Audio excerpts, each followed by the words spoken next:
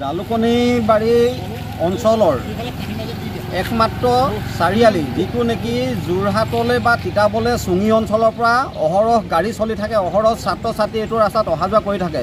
তেনে এটা ৰাস্তাত যোৱা 21 চনতেই অসম চৰকাৰৰ দ্বাৰা অনুমোদিত 10 কোটি টকাৰ কামৰ নমুনা আজিলৈকে সম্পূৰ্ণ কৰিব নোৱাৰিলে, যিটো নেকি জালুকনী চাৰিআলি সমীপতে এটা ডাঙৰ প্ৰকাণ্ড গাঁত হৈছে।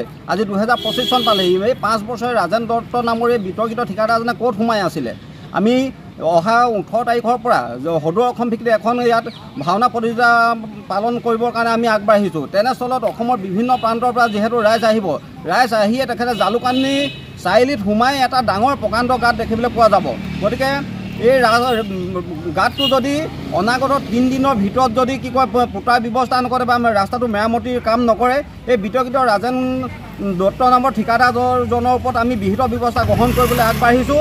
গতিকে 3 দিনৰ সময় দিছোঁ। যদি 3 দিনৰ ভিতৰত যদি ৰাস্তাটো মেৰামতি অথবা কি কয় বনোৱাৰ ব্যৱস্থা নকৰে, আমি ইয়াত তীব্ৰ প্ৰতিবাদ কৰিবলৈ আমি অঞ্চলবাসী ৰাইজ বদ্ধপৰিকৰ হৈছোঁ। তেখেতক আমি লাষ্ট ঠগিয়াইছোঁ। যিহেতু গড় কাপ্তানি বিভাগটো মুখ্যমন্ত্ৰী মহোদয়ে নিজে চোৱা চিতা কৰে। এই বিতৰ্কিত ঠিকাদাৰজনক কাৰ ইমান আৰ্থিক ধন্য হাত আছে, তাৰ মূৰৰ ওপৰত হাত আছে যে তেখেতে এটা কি কয় ইমান ডাঙৰ গাঁত হোৱাৰ পিছতো তেখেতৰ চকুৰ কি কয় নপৰে।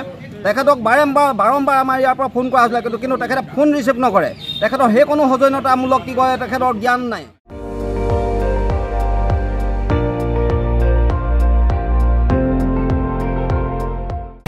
আপুনি চাই আছে ND24, সৰ্বশ্ৰেষ্ঠ নহয় সৰ্বোত্তমৰ দৌৰত।